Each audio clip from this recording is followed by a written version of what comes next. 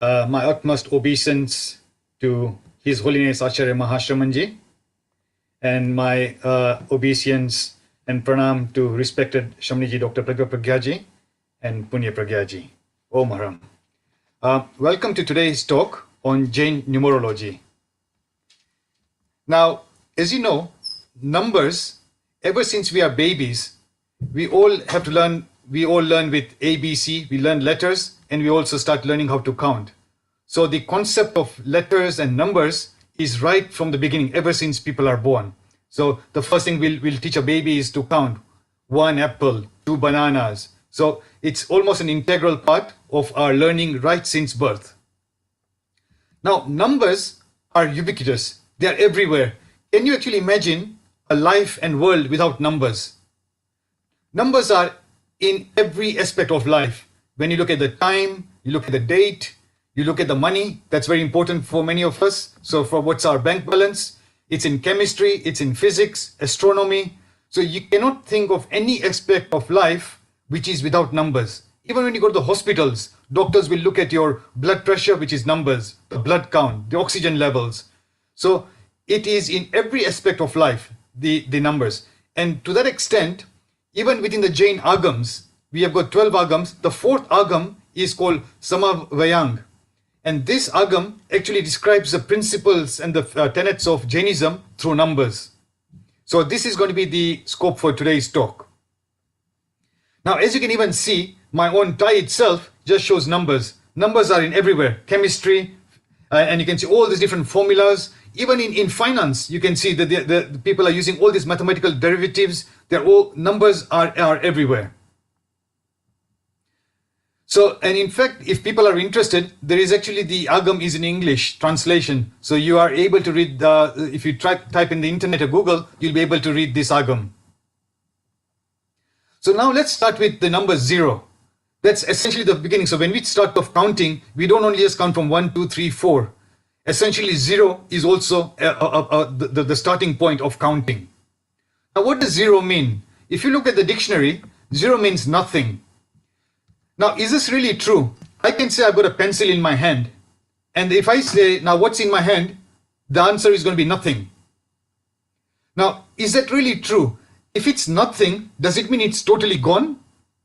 And that concept is not true because it's not in my hand right now, but it's somewhere else. So, according to the Jain philosophy, Jains do not believe in something which is known as absolute nothing. Because we believe in the conservation of energy, we believe in the conservation of matter.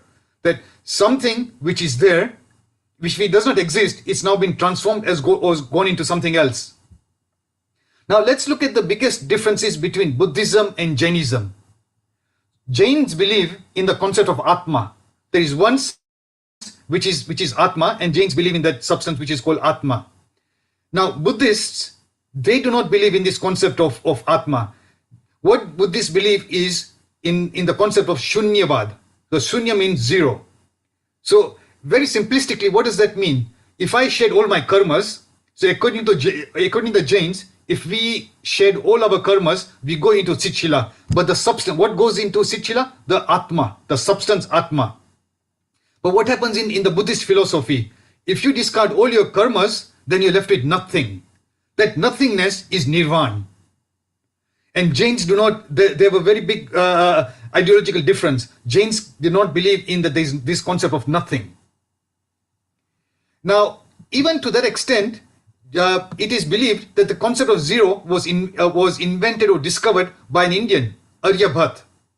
And sort of, modern science also acknowledges that this concept of the place value system was actually discovered by an Indian mathematician, and obviously later on the Greeks and the French came later on. Now, this concept is again very, very important. Let's look at the Jain universe. If you can see this picture here, this is known as the Lok. And within the Jain universe, we are in the middle world. Now, what does Jains believe? And we'll come into this discussion a bit later on when we discuss the other numbers. But Jains believe that in this entire Lok, there are only 2 particles, Jeev and Ajeev. So Jeev means Atma and Ajeev means matter. And matter could be of any form. We know matter as we know on earth, You could go into the heavens or you could go into the hellish regions. There could be different forms of matter, but everything is Jeev and Ajeev. Now, there's another concept of Jains which says that this is the lok, and right at the top of the lok is Sitchila, and outside the lok is called Alok. Just like you have the concept of Hinsa, which is violence, and Ahimsa, which is the opposite. So this is the opposite of lok is Alok. Now in Alok, there is absolutely nothing. There is no Jeev and there is no Ajeev. So from that point of view, one can say there is nothing. There is zero. There is absolutely nothing in Alok. However, Jains is a relativist religion. Jains always believe in relativity. So from one perspective, you can say that if you really wanted to find nothing in the universe, that only place is going to be Alok, because there is no Jeev or Ajeev. However, that statement can also be counteracted by saying in Alok, there is this concept that's called Akash. What is in Alok? Just space. So space is still there. Just as we've got Akash here, space, there is just space and space is a substance. Jains believe there are 6 substances, out of which Akash is one substance. So from that point of view, you cannot truly say that even in Alok there is absolutely nothing. It's pure. So there is still Alok, there is still Akash in Alok. So again, as you can see, it's a bit of a relativistic point of view.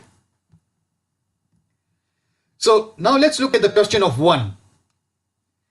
Now, one of the most important numbers in the Jain philosophy, because if you look at the concept of self-realization, the concept is I need to realize myself. So I is this one, my entity. You need to realize yourself. So the concept of oneness, self, is very, very important. Now let's look at another concept of Jains, which is what is the definition of knowledge? If someone says what is knowledge? Jains say the definition of knowledge means you know one, you know all, and you know all, you know one. Does that really make sense? Do you understand that? So if I say, I know this pen, so I've got the knowledge of this pen. It's blue in color. What is the ink material made of? What is the plastic made of? So I know everything about this pen. But for me to really know what this pen is, I need to know that it's not a ball, it's not a computer, and you can go on and on and on and on. So for you to know something, you also need to know what it is not. And that goes into the concept of infinity. Because I know that this is not a ball, this is not a computer, this is not a rubber. So I need to know everything about this pen, and also I need to know what it is also not. So if I know one, I know all. And if I know all, if I know about everything, then I obviously know about the pen. So that concept of Jainism is very, very powerful, and that concept extends to Keval Gnan. So if Lord Mahavir has got Keval Gnan, or if anyone has got Keval Gnan, they know themselves. They know their true self. And if you've got all the knowledge, then you've got the knowledge of not only yourself, but you also got knowledge of others. And what is Keval Gnan? Keval Gnan means you got all the knowledge of all the substances of the past, the present, and the future. So you got all that knowledge in one instant of time. And in all the phases, the past, present, and the future. So that is absolute infinite knowledge. So that concept is quite important. You know one, so this concept of one, you know all, and you know all, you know one. Now, the question is, we've come into this universe, we've been born as humans. And as we know, we all have got relationships, but eventually, what is it which remains with us? We are one unique entity. So for example, I've got a family, I've got children, I've got a job. If everything goes away, you strip out everything, what is going to remain is me and my soul. And from your point of view, it's going to be you and your soul. And this concept is so powerful that even it's said in the Upanishads and in the Jainism, that there is no fire which can destroy me, no water can drown me. So apra Atma, our souls, is infinite. So someone says, oh, someone has been murdered. Yes, you can murder a body, but you cannot murder someone's soul. The soul is infinite. It has always existed, it's existing, and is going to exist into the future.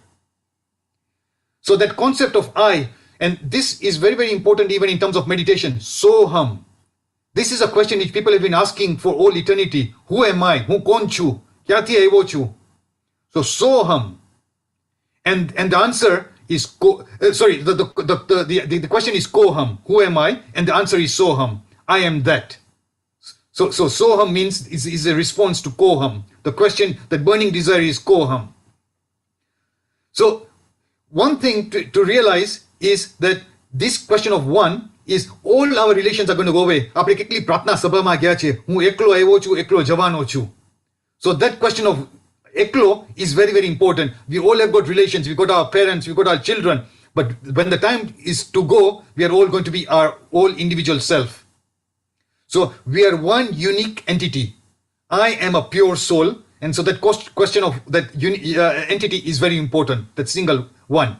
You are a unique soul. I am a unique soul. Each one of us is an independent, unique soul.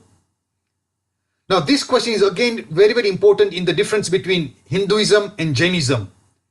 Some of the people in Hindus believe the concept of Brahma. So, Brahma is that one all-powerful, mighty soul. Okay, Brahmama. And we are all essentially particles and part of Brahma. So when I actually get liberation, or according to the Hindu philosophy, then they believe I'm going to be merging into that Brahma. Jains don't believe in this. It's like how you believe in rivers. If you have one big ocean, there's so many rivers feeding into the oceans. And so that the concept is that all those different rivers are or you, me, and everyone else. And then when we then merge into the ocean, so when the water goes into the Indian Ocean, you don't say that this is from River Ganga or this is from some other river Thames. It is the Indian Ocean. It is a Pacific Ocean. So everyone has merged into that one ocean, and that concept of Brahma. And Jains don't believe in that. So according to the one segment of the Hindu philosophy is that Brahma is the only universal single soul. Everyone else, and I'm separate from Brahma because of Maya, deceit, ignorance, and therefore I have not become Brahma. So when all that goes away, we all will merge into Brahma. And so Jains don't believe in that. Jains believe you, I, plants, animals, everyone has got one unique independent soul. So that question of one is very, very important. We are unique and independent. Let's look another way of looking at one. Now, when my children were young, I used to keep a spreadsheet. When is the first time they started crawling? When is the first time they started to speak? So, in the same way, from the Jain's point of view, who was the first Tirthankar? The first Tirthankar was Lord Adinath. Adi actually means first. So, Lord Adinath was the first Tirthankar. And Adinath, as we know, is the one who started civilization. So, Lord Adinath, we believe, started Asi, Masi, Krishi. What does Asi mean? Lord Adinath is the one who taught how to do agriculture, how to defend ourselves, how to do trade, how to do commerce. He's established an empire. So everything which we know, and he had two daughters, Brahmi and Sundari. They are the ones who taught us mathematics, arts. And what happened prior to Lord Adinath? Prior to Lord Adinath, Jains believe it was a Yugalic period. It was a period of utmost happiness. And at that time, there was no religion per se. In the Yugalic period. And all the needs of the humans were met with wish-fulfilling trees called Kalpa Vraksh. So whatever you wanted, you just have to wish and you would get it. And during the third time era, when those started becoming decreasing, so that's when Lord Tirthankar was actually born. So then he says now humans will have to now work to make a living. So essentially, as we know, civilization started with Lord Adinath. There is also some people who actually believe that Shiv and Adinath are one and the same person. So obviously the Shiv, who the Hindus believe in, from a Jain perspective, they believe that there's so much correlation between those two personalities, Shiv and Lord Adeshwar Bhagwan. Now let's look at a different concept. Monotheism. Most of the major religions of the world, Islam, Christianity, they all believe in one God, one powerful God. And Jains do not believe in this concept of monotheistic religion. So Jewish faith, Islam faith, Christian faith, they believe in one powerful God. God is all powerful, God is all merciful, and it's the will of God. So God is the one who is controlling our destiny. who is going to sort of, when we sort of die, we go into purgatory, then there's going to be a day of redemption. Have we done good, then we'll be rewarded. If we've done bad, we'll be punished. So this question of that almighty powerful God, and Jains do not believe in this. So from that perspective, we can say that Jain is an atheist religion. Atheist means we do not believe in a God. Now let me qualify that statement. It is not truly atheist. We do pray to God. We have temples. But what do? We do not believe in an almighty powerful God. We believe that we want to get the qualities of God. Bhagwan Adeshwarna, Bhagwan Mahavirna, so qualities ata. What were the good qualities of all these pious souls? We want to imbibe them into ourselves. So we believe in the qualities, not of the person. We do not believe in this person. We do not even go to believe in Lord Mahavir as, oh Lord Mahavir, you are going to control my destiny. No. So we do not believe in any God who can control our destiny. We only pray to give us the strength and to follow the path so that we can become like them. So I think this is quite important to realize of this monotheistic religion and our kind of Jain philosophy. Jains are not a monotheistic religion.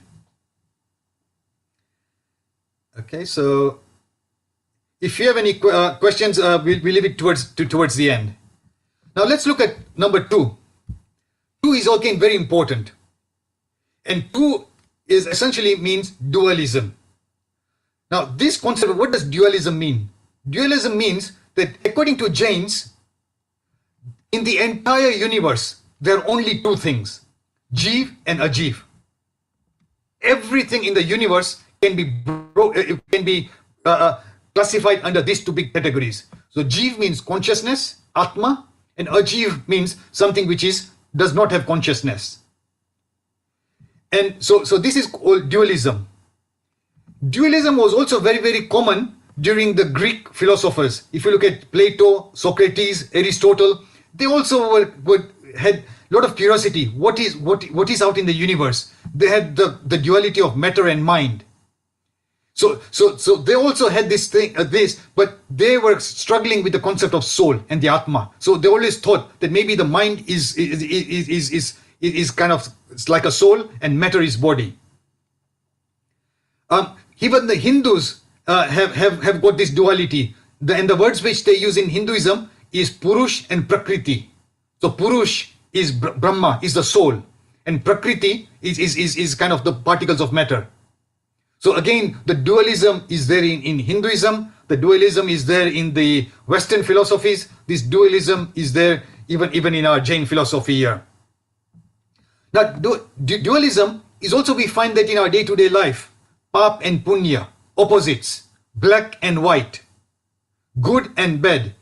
So this dualism is there. Sometimes it even makes you wonder, like, why do we have 2 legs? For balance. We've got, so we've been blessed with 2. So this question of 2 is very important. Another classification of 2 is like karma. How many karmas are there? So Jains say that there are 8 types of karma. However, those 8 can be classified into 2 main karmas, which is called Ghati and Aghati karmas. So again, 2, the question of 2. Now what does Ghati and Aghati mean? Ghati karmas means those karmas which defy the nature of the soul, and Aghati karmas which do not defy the nature of the soul. So let me give you a simple example. Suppose you got a car, and that car met with an accident and is written off. The car is totally written off. Now, if that car is written off, you cannot even identify what color is this car, what make and model is this car. You just cannot recognize it. It's been broken down beyond recognition. So that's a concept of Ghati karmas. These karmas are so strong that we even have forget our true nature of our soul. Ke hu kaun chu, my Atma, that defy the nature of our soul. And Aghati karmas are like, for example, the question of a car. Ke gadi che, you got a small dent. There's a small dent. You can say, okay, fine. There's a small dent here, but you can still make out, oh yeah, this is this car here, this is this model, this color. So it has not changed, or you can recognize the car itself. So those are kind of minor impact to the car. So Aghati karmas are similar to that. So again, as I said, I will not go into the detailed philosophy of Ghati and Aghati, but this is just to give an overview that karmas are of 2 types. And when Ghati karmas are destroyed, that's when you get Keval Gnan. So for example, can you imagine when Lord Mahavir was born? When Lord Mahavir was born, and we know that Lord Mahavir had got 5 Kalyanaks, all Tirthankars had got 5 Kalyanaks. Chevyan, Janma, Diksha, Keval Gnan and Moksha. So before they get Keval Gnan, they're just like you and me. So only at the time of Keval Gnan do you destroy all the Ghati karmas. And at that stage in time, you get infinite knowledge. But then what's the difference between Keval Gnan and going to Sit-Shila? They still have got a body.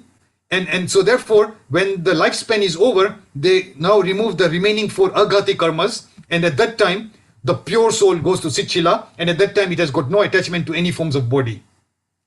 So that's kind of the general distinction between Ghati and Aghati karmas. Now, 3 is again a very, very important concept for the Jains. In fact, all our almost spiritual practices is revolving around this concept of 3. Now, look at any prayers. Pratikaman kare, if you do Samayik, everything which you do is with these 3 karan. Man, Vachan and Kaya. And this concept of 3 is very important. So for example, even when we bind karmas, some people suddenly think, oh, it's the action which if I did this action, I'll bind this kind of karma. But it's not only the action, because action is conduct, but it's also the mind and the speech.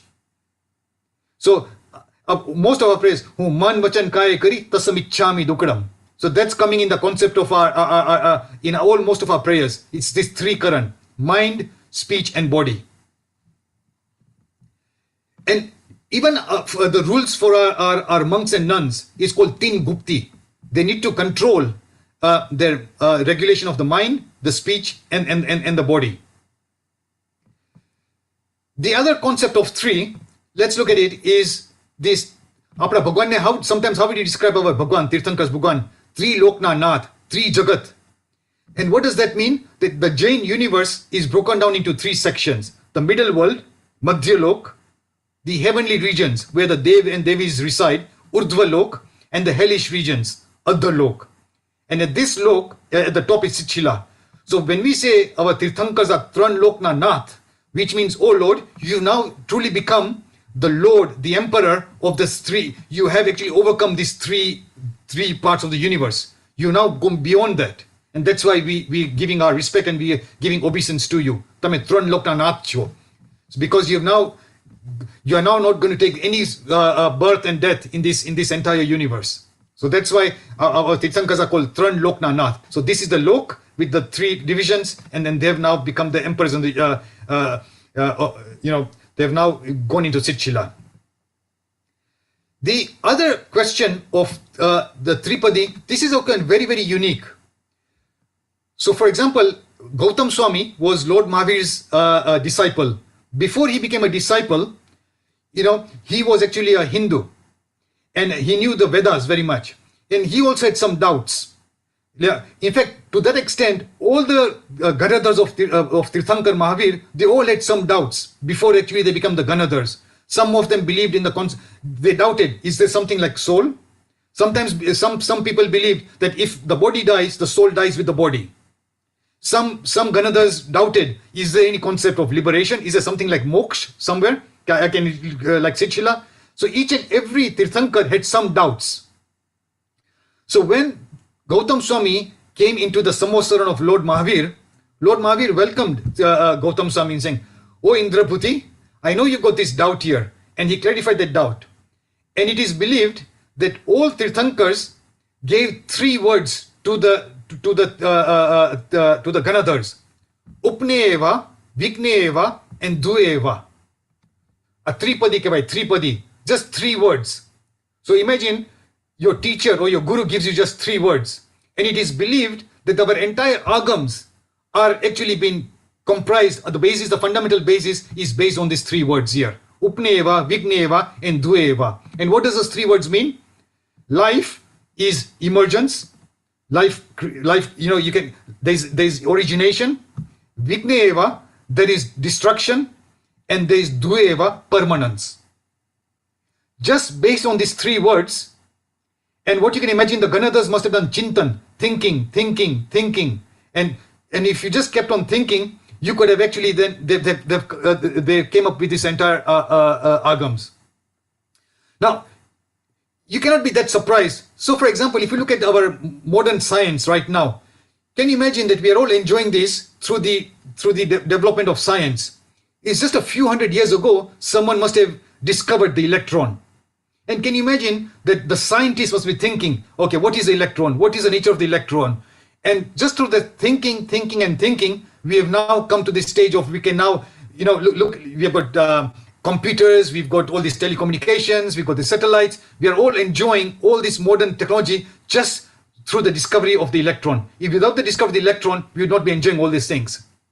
So you can imagine that even our scriptures, there are so many agams, so much written, but the basic fundamental basis of all these agams is these 3 words here. The other concept of 3, which is very important, which is called as the 3 jewels of Jainism: Samyak Darshan, Samyak Gnan, and Samyak Charitra. And in fact, to that extent, Acharya Umaswati has said that that's a path of the moksha. If anyone wants to go to moksha, it is literally this Samyak Darshan, right faith, Samyak Gnan, right knowledge, and right conduct. And so again, this is known as the Tran Ratna of Jains. Now let's expand a little bit on this question of those 3 words, the Tripadi, which Lord Mahavir and which all the Tirthankars give to the Ganadhars. Upneva, Vigneeva, and Dhruveva. All substances are real and they have existence. And existence is a combination of above. So what does that mean? Anything which is a substance is always going to exist. You can never destroy a substance. You can have the different modes. So let's understand that, okay, that might sound a bit confusing. Let's look at gold. The particles of gold can never be destroyed. The particles of gold will always become a gold. You can, however, change the gold from a bangle to a ring to a necklace. So you can change the form. So that's the Upneva. I have now created a bangle.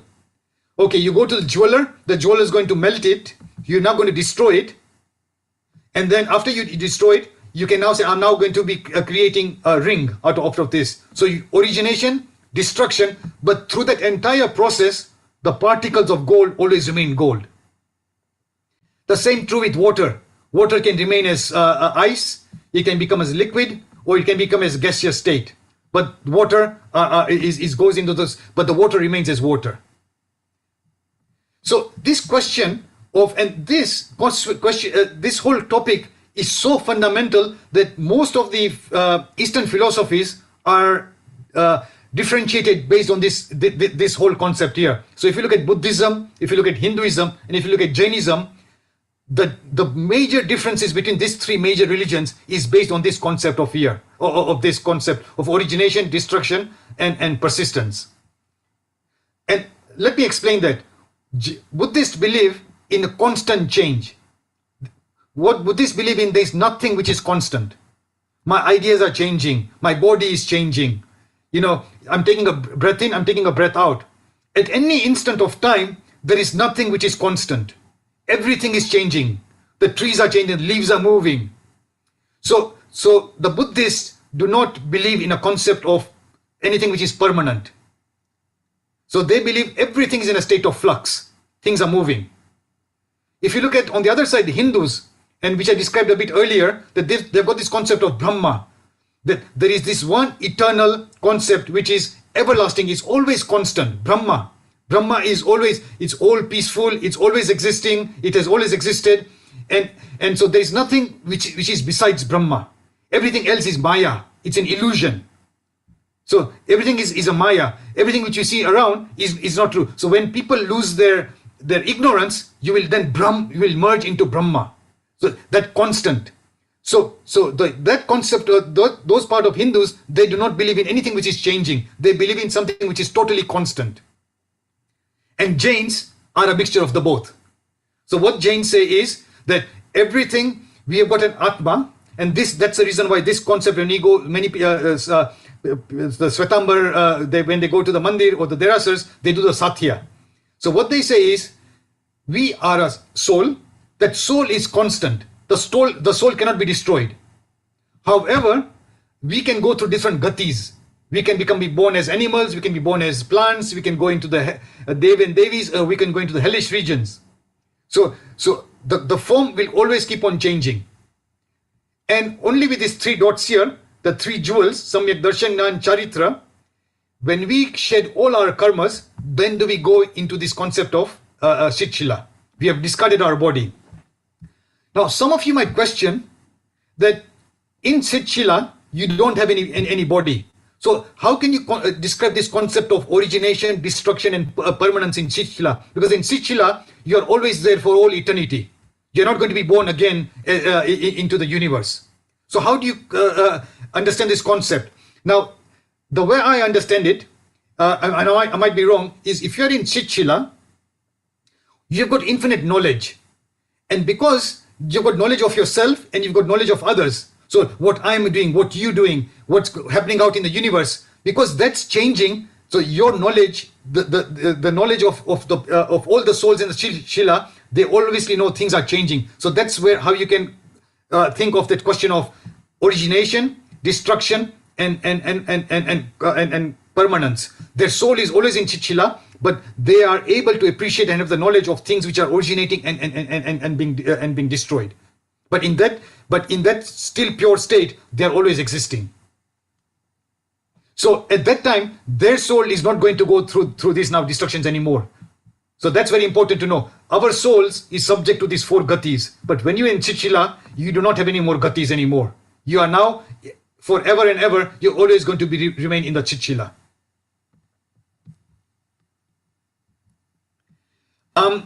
Again, another concept of mantras. There are 3 types of mantras: Sattvic, Rajasic, and Tamasic. So Sattvic mantras lead to a better spiritual life. Rajasic mantras help in worldly matters and used for bringing results. So even many people who learn the Bhaktamar Stotra, it is known that Bhaktamar is also meant for our spiritual life, but there are also some people who believe that Bhaktamar Stotra has got many benefits whereby they can help you for healing, for if people have got a lot of diseases. So those are kind of Rajasic mantras. And they could also be Tamasic mantras. There could be a lot of, for example, we know in our scriptures when Bhagwan Mahavir was doing penances, at that time his son-in-law, he was also doing some penances, and he actually became against Lord Mahavir, and he was actually firing Tejoleshya to Lord Mahavir. So through his, although he had become, he had a lot of powers through his penances, but he was using his mantras and his powers for negative things. So you can also use some of these for wrong things. The other concept in Jainism of 3 is known as Tri Shalya. What does Shalya mean? Shalya means thorns. Maya is a thorn, deceit. Nidan is again a short. What does Nidan mean? Hankering for worldly pleasures and fame. So what does that mean? Oh Lord, હું આટલે બધું તપ કરું છું. So for example, you and I, we do lots of tap. But then in our mind we think, oh, what do I want? What benefits do I want from this tap? Oh, I wish I can become an emperor. Oh, I wish I can gain to Devlok and I can get all this power. So you're now thinking that you're doing all these good things in life. You're doing tap. But then what you want out of that tap is something wrong. You're working for worldly pleasures. You're not saying, ke tap karwathi mara nirjara thai. Let me shed my karmas. So that's known as a wrong. It's a thorn. And the last thorn is mithyatva shalya. What that means? False belief. So, what is the true concept? What this is? So, if, for example, you're in a dark room, and if you're in a dark room, you hold something and say, this seems to be like a snake. It's not a snake, it's actually a rope. But because of ignorance, and you cannot see what is the true nature of that rope or the snake, whatever it is, you think it's the opposite. So you're holding something and saying, this is a snake, but it's not a snake, it's actually a rope. But because it's dark, you've got ignorance, you do not know what it is. So you exactly, whatever is a true entity, you believe the opposite of that. So that's called mithyatva shalya. So we also are working towards it. And in our Adhar Pap Sthanak, the last one is mithyatva shalya. We want to get rid of this. So much time do we have? Yeah, okay, so hopefully. So that's 3. Is there a question? Let me just change. Okay. The question of 4. Now 4, again, as we know, that when we bind karmas, there are many ways we can bind karmas, but the four main ways which we bind karmas is Krodh, Man, Maya and Lobh. So this is very, very important of how there could be many subtypes. So for example, people do violence, or people have aparigrah, people believe in parigrah. Let me have, but the underlying, if you ask a psychologist, you can have lots of problems. But then if you go to a psychologist, says, the reason why this person is suffering from this and this and this is because of this main reason here. So we can have lots of sins, but they are mainly classified into these four: Krodh, Man, Maya and Lobh. And if you look at our 14 Gunasthan, the 14 Gunasthans, they again say that as you are evolving the spiritual ladder, it's essentially getting rid of this under these four main, as you would call the sins, the pap.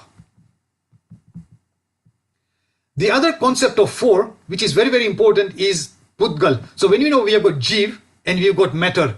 Now matter in Jainism is called Pudgal. And where does the word Pudgal come from?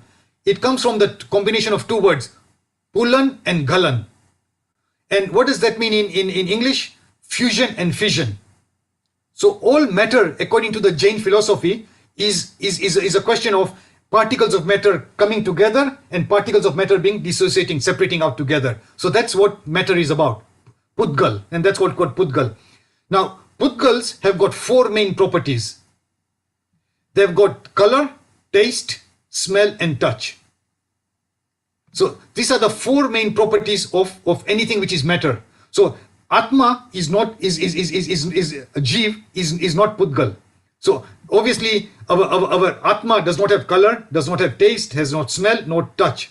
Atma does not have that. But Pudgal, our body has got these properties. So this is a body of mine. You got a body. The body is made, as we know, is odoric body, and that's again made out of matter. And that matter has got this properties here. Now, if we have got time, I'll explain that a bit later on. But Jains are one of the only religions in the entire world which believes that karma is actually particles of matter. So the karma particles. So it's actually particles of matter which are attaching to our soul. So the question is that if karma is a particle of matter, why can't we see it? So engineers can have a microscope and they can see electrons, they can see neutrons, and they can see all these things. Why are we able to see particles of karma? Now, according to Jains, if you look at the touch, Jains believe particles of matter can be broken down into two main categories: Chatusparshi and Ashtasparshi. That means they've got 8 properties of touch, or some have got 4 properties of touch.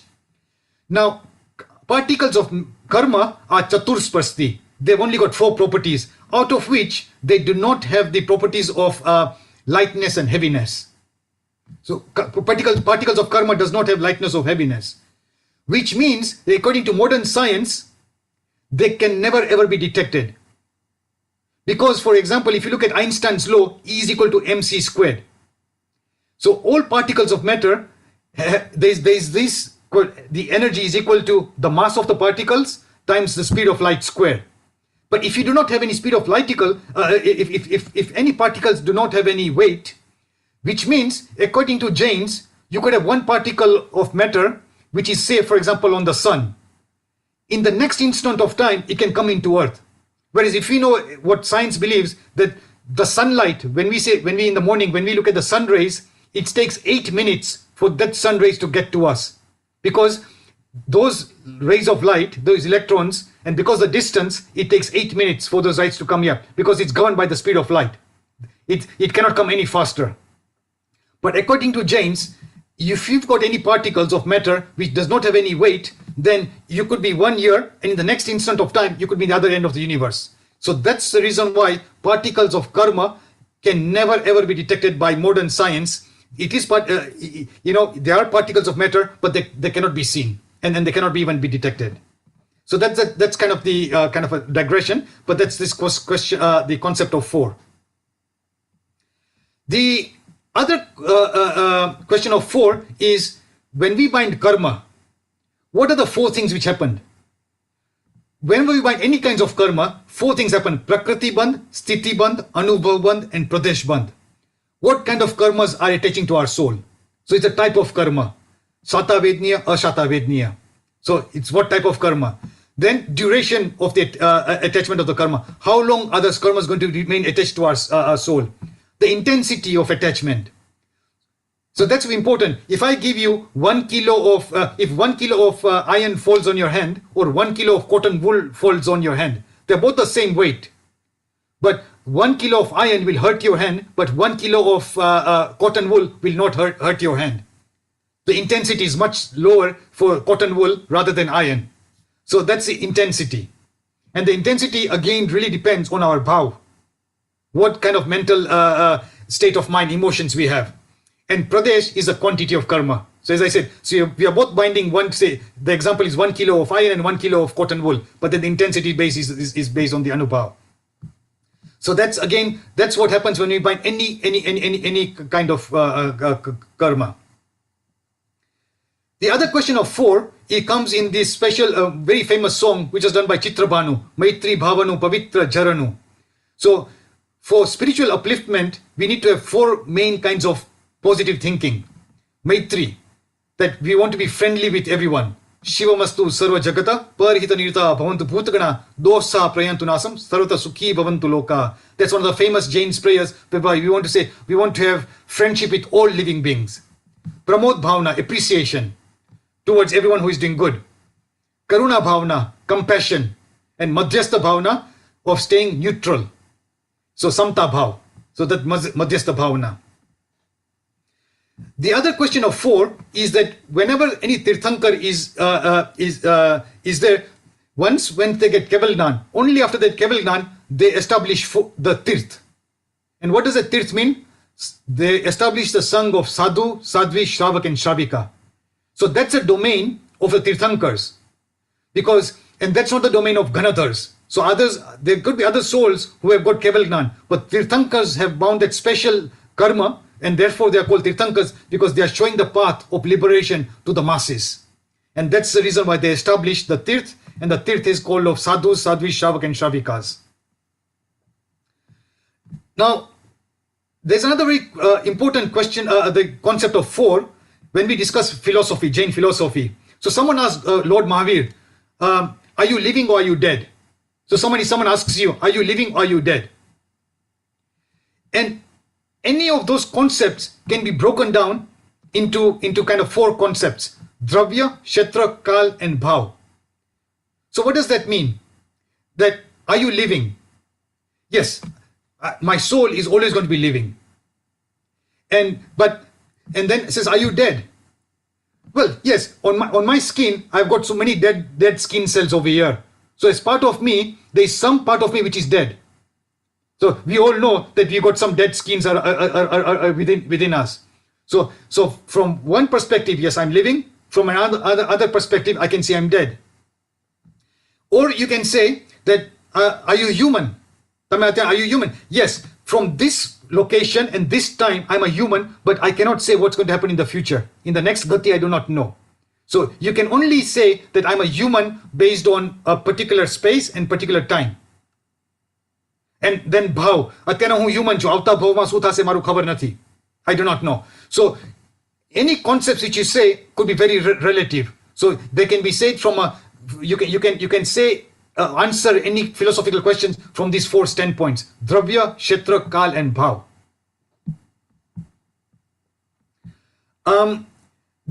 When you look at the agams also are broken down into agam, upang, subsidiary agams. Then you also have got the 4 mul sutras, out of which Dais Vaikalik Sutra, Uttara Sutra, Avashyak and Pinda Niryukti are the kind of the 4 main classifications of the 4 main sutras. The question of dhyan, when you do meditation can be generally broken down into 4 main categories as per the Jain philosophy: Artha dhyan, Raudra dhyan, Dharma dhyan and Shukla dhyan. Artha dhyan is mournful thinking. Oh, akharab thase. So just kind of negative kind of thinking. Artha dhyan. Raudra dhyan is evilish thinking. Anubhav kharab thase. Terrorist kind of mindset. You're really thinking of bad things for others happening. Dharma dhyan is positive thinking. You're sort of beneficial thinking, wanting to help others. And Shukla dhyan is the pure meditation. And it is only through Shukla dhyan then you are able to then shed the karmas and go into Siddhshila. So that's the eventual form of meditation. We all want to sort of come towards this Shukla dhyan. According to Jain cosmology, there are 4 types of devs. So I will not describe into detail, but Bhuvanapatis, Vyantara Dev. So there are all these 4 types of devs in the universe. The mantras again can be 4 types based on how many mantra letters they have. So again, you could have 1 letter, 2 letters, or more letters. So mantras can be broken down into 4 categories. Let's look at the question of 5.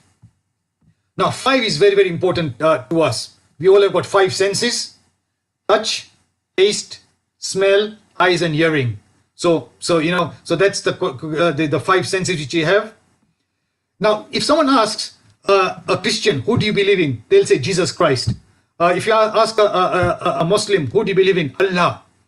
If someone asks a Jain, who do you believe in? Who's your God? It's not Mahavir. You would say, we believe in Panch Parmeshti, the 5 Parmeshtis. So this is who the Jains believe in. This is the goal of our veneration. And what are the Panch Parmeshti? Arihant, Siddh, Acharya, Upadhyay, and Sadhu. And sadhus by sadhus is a generic term, sadhus and sadhvis, essentially. So that's the concept of 5 is very, very important. The other question of 5, like for example, the Christians, they've got the 10 commandments. So if someone asks for Jains, so you believe in the Jain philosophy, so what principles do you have? He says we got 5 main principles. And we know ahimsa, asatya, aparigraha, brahmacharya, asteya, and satya. So these are the 5 main mahavrats which our sadhus and sadhus have to follow. So again, the concept of 5. And the anuvrats are the ones which we have to follow. They are which is known as with minor exceptions. Now, knowledge. How many types of knowledge does Jain believe in? How many types of knowledge are there? Jains believe there are 5 types of knowledge. Matignan, so that's a knowledge of the mind and the senses. Shrutagnan. Shrutagnan is again a very broad concept. Shrutagnan means knowledge of the scriptures. It also means symbolic knowledge. If you see a policeman with a uniform, without knowing anything else, you will know it's a symbol. And the symbol tells you that this is a policeman. So symbols are also a form of a Shrutagnan. So it's not only scriptures, but also symbolic knowledge. Avdignan. Avdignan is having knowledge of something which is not within here. So right now I've got my eyes and I can see what's near me. But if you are able to see or understand things which is far away, so almost some people have got kind of that astrological kind of knowledge. So that's Avdignan. And Jains believe that all Devis and anyone in the hellish regions, they all get Avdignan through birth. So when we are born, we automatically get our knowledge through our senses. We got the mind and the senses. That's automatically as part of our Matignan, as soon as we are born. But if you are born as a Dev and Devi, or if as a hellish being, they all by nature of birth have Avdignan. They're able to know what happened in the past, and they can see things much beyond what can be seen through the normal senses. Manha Paryagnan is knowledge of the mind, and eventually is Keval Gnan. So Keval Gnan is the ultimate knowledge. 5 samitis. Sadhus and sadhvis, they have got certain rules of conduct. And those conducts are the 5 samitis. Irya Samiti, regulation of walking. How sadhus and sadhvis walk, they need to be careful. They have to be very careful. Bhasa, how they speak. Esna Samiti, regulation of begging. When they are not begging in the sense of literally begging, but when they're going for gochri, alms. They have to have that certain way, they have certain regulations. Adan Nikshep Samiti, regulation of taking or keeping. So if you're taking things from one place to another place, you want to be careful on how you keep things. In Utsak Samiti, regulation of disposal of your bodily products. And more recently, many people are taking this Utsak Samiti as a much broader concept of for example, that we need to be much more environmentally friendly. How we dispose of our things, we need to be much more in tune and make sure that we reuse, recycle, and reduce. So that Utsav Samiti is quite important there. The question of Om, when we say Om, Jains believe that the Om is made up of 5 letters, A, U, and M. 3 A's, U, and M. So what does the first A stand for? Arihant. The second A stands for Ashariri. So Siddha Bhagwans, we believe in like Arihant, Siddha, Acharya, Upaya, Sadhu. So number 2 is Siddha Bhagwans, that's called Ashariri. They do not have a body. Ashariri. So that's the second A. The third A is Acharya. The fourth, the U is Upadhyay, and the M stands for Muni or Sadhu. So Om. So that's for our Panch Parmeshti is already summarized in Om. So when we say we pray to Panch Parmeshti, just by saying Om, Om, Om, we are already giving our obeisance to our Panch Parmeshti. 6, but 10 more minutes, yeah. So the concept of 6 again is quite, in fact, this is quite important. The Avashyak Sutra. So there's an Avashyak Sutra which says what are the essential duties of every person, as Shravak and Shravika, and that's called the 6 Avashyaks. Fundamental, like in the morning, which say what we need to do in the morning: brush your teeth. That's important. It's Avashyak. You in the morning every day we probably have a shower and we brush our teeth. So that's an essential duty which we need to do in the morning. For our spiritual growth, they say the 6 Avashyaks are Samayak, Chovisattva, veneration to our 24 Tirthankars, Vandan, Pratikaman, Kayotsarg, and Pratyakhyan. So these are the 6 Avashyaks. Now, in our first Agam, which is called Acharang Agam, that's the first Agam of the Jains, Acharang Sutra. And in Acharang Sutra, it gives you the 6 bases. Every Jain should have a firm faith soul exists, Atma Che. It is eternal. So the Atma is always, it is always there. It was not created, it was not destroyed. It is a doer of karma. It bears the consequence. There is liberation, moksha, and there is a way to attain liberation. So these are the 6 fundamental understanding which every Jain should have. Samvar is a way of how do we get rid of our karmas. So again, there are 6 types of samvar. Now, this again is very important to realize. You know, the question is, who kon chu, kya the wo chu, what's out there in the universe? Jains believe that there are 6 universal substances in the entire universe. And when I mean by the entire universe, I just don't mean the earth. It's the entire, I don't mean the solar system. It means in the entire universe. It means in the heavenly regions, in the hellish regions, in the entire lok, there are only 6 entities. And Jeev, so consciousness, and then Ajeev. Now Ajeev is broken down into this, another 1, 2, 3, 5, other 5 subsets. Pudgal, matter, we've seen matter, which has got touch, taste, color, and smell. Now, there is other substances in the universe which is called Dharma, Dharmastikaya, Adharmastikaya, Akash, and Kal. Now, many people would read this and think Dharma means religion. No. Dharmastikaya and Adharmastikaya. Dharmastikaya means it's an auxiliary medium of motion. What does that mean? I want to move my finger. I can only move my finger up and down because there is Dharmastikaya, because that enables me to make movement. So Dharmastikaya is a substance which enables motion to occur. And Adharmastikaya is a medium of rest, that it enables something to stop. So if I wanted to keep my hand steady, it's only possible because Adharmastikaya is there. If not, then something which started in motion, you'll just constantly, for all infinity, you'll just be in motion. You'll not be able to stop. So Dharmastikaya, Adharmastikaya. Akash is space and Kal.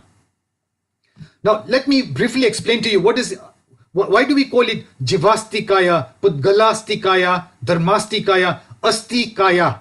So every one of them has got the ending astikaya, which means that it's got extension. Like I can know this has got a length, breadth, and the height. So it's extending. So same thing with Pudgal. Dharmastikaya is within the entire Jain universe. It's in, so it's within the end. So that's why it's called Astikaya. Dharmastika, Akashtikaya. This again in the entire universe. Now Kal, you cannot say Kal is an Astikaya, because Kal, you cannot say, oh, time is 5 centimeters long and 3 centimeters wide. You cannot say that about time. Time is past, present, and future. So one simple way of understanding this is, all these others, Pudgalastikaya, Dharmastikaya, Adharmastikaya, and Akash, has got vertical extension. You can go up like this. But Kal has got only horizontal extension, past, present, and future. So Kal is not an Astikaya. So that's so the entire universe has only got these 6 substances. So that's the one thing to understand. Now let's look at the Jain concept of cycle, the time cycle. Jains believe that there is 6 aras. So one, it's like almost a spoke of wheel. First 2, 3, 4, 5, 6, and then again it goes from 6, 5, 4, 3, 2, 1.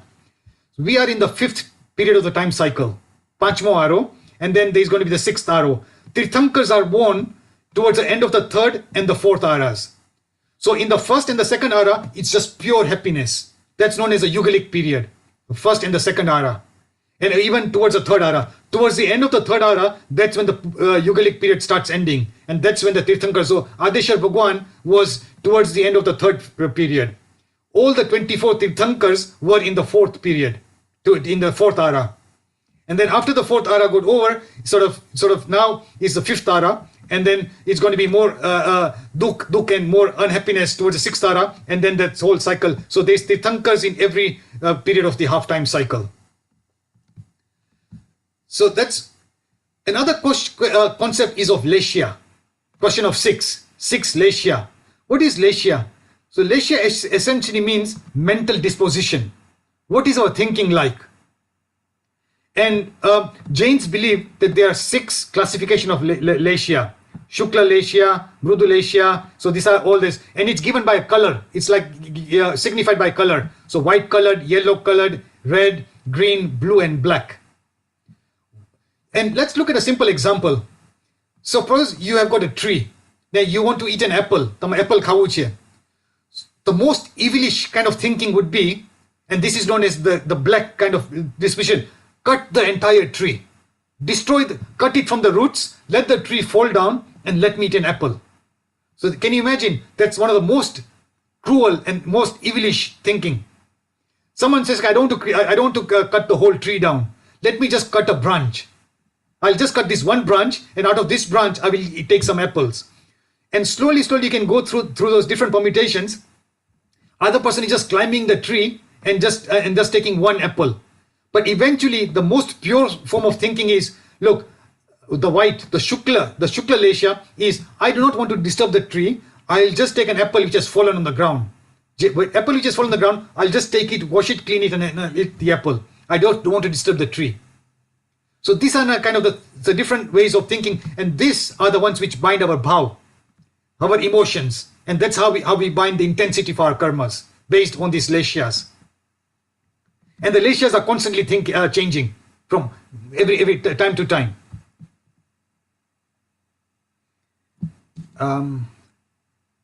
So I think that's come to a convenient stop right now. Obviously, you could have gone to 7, 8, 9, 10. So time is running out.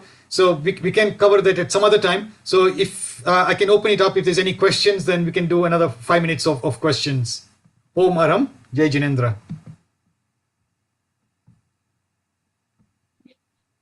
Om Aram, Rajeev. It was indeed a very impressive and knowledgeable session that you had. We do have a question in the chat from Bansi Bhai. Yeah.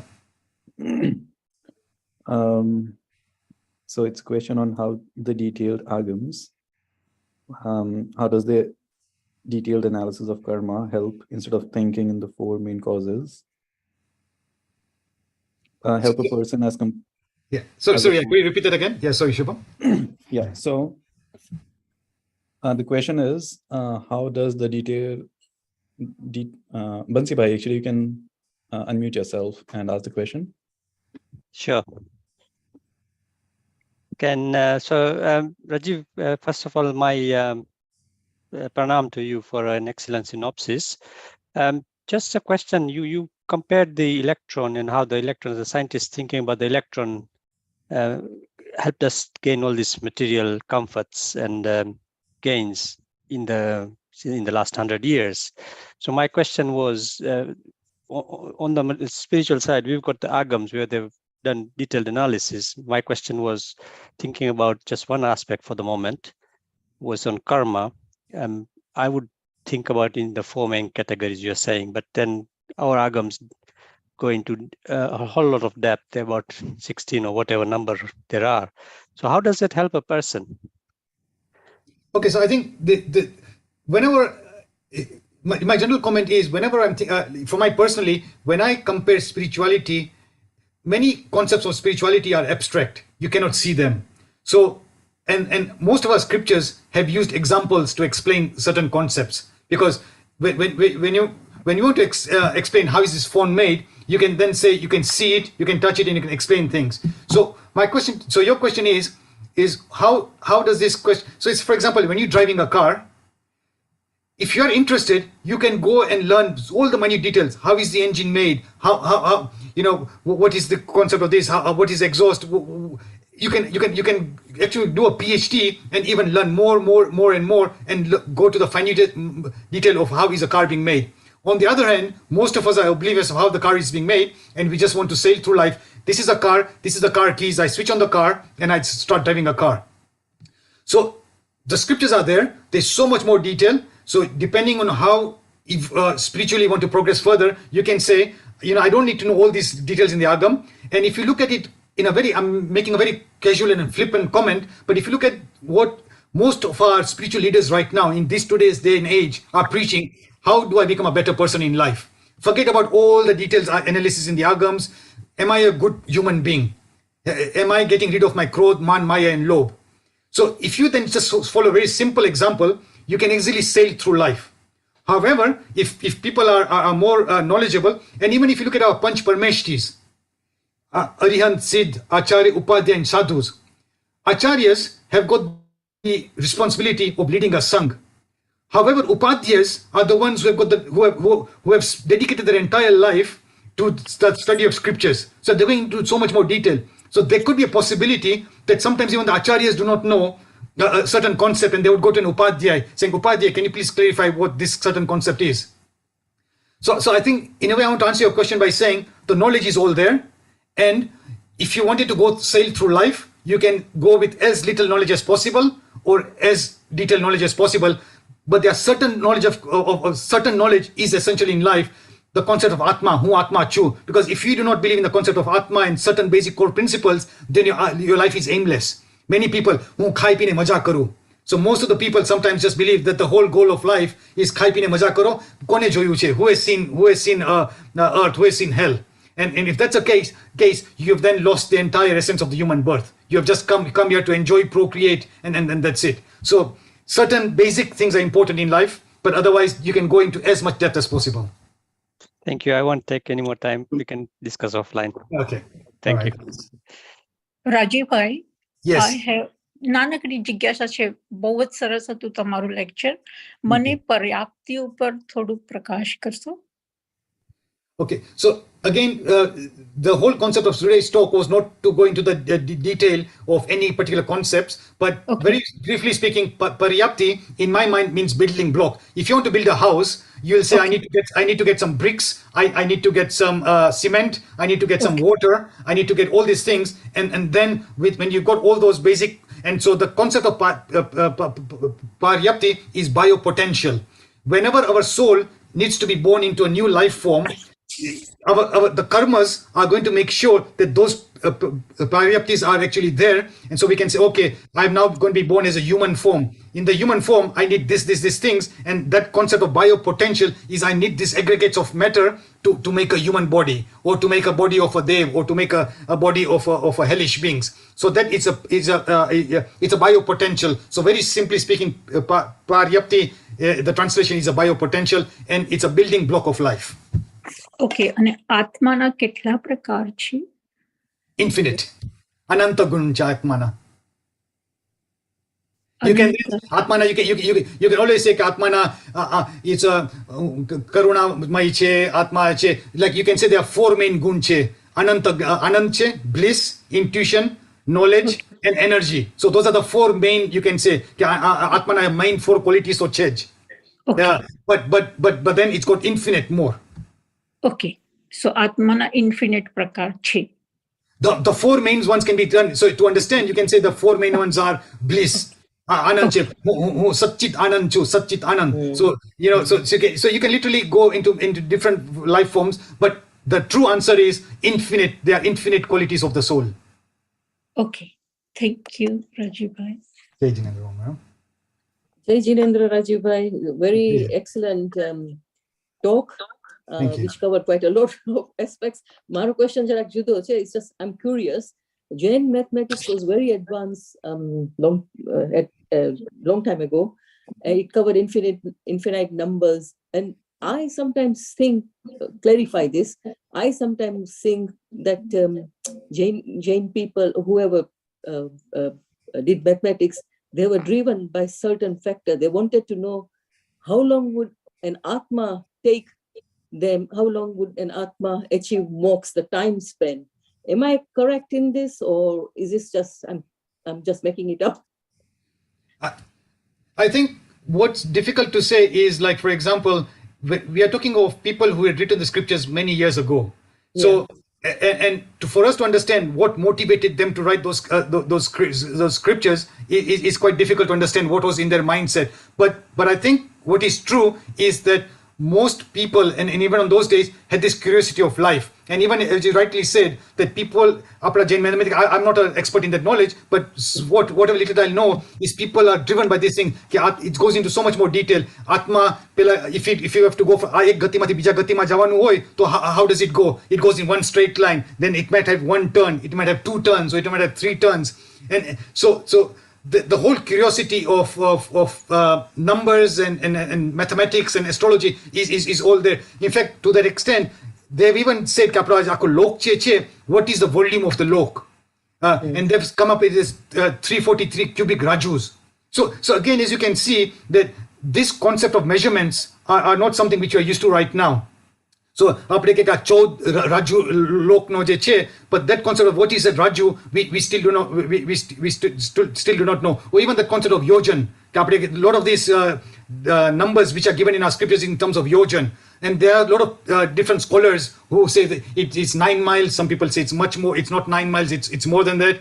So it's not really pinpointed out. But I think to a question, and so I wouldn't say it's just that because of Atmana Kinache. It must be varied reasons why people have got interest in astronomy, and there are a lot of books written on this concept. Thank you. Yeah, thank you. Yeah.